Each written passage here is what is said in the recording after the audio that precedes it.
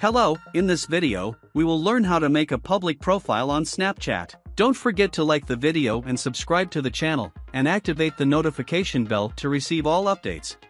First, open the Snapchat application. Click on your account picture. Tap on the public profile. You will see this menu that contains important information. Read it. Then press OK. This is your public profile page.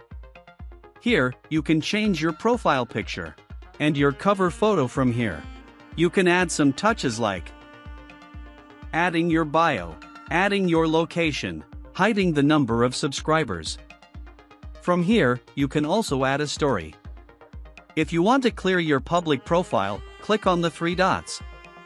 Then select the option to delete your public profile.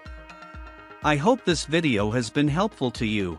Please support us by liking the video and following us to stay updated with our latest videos. Thank you, and see you in the next video.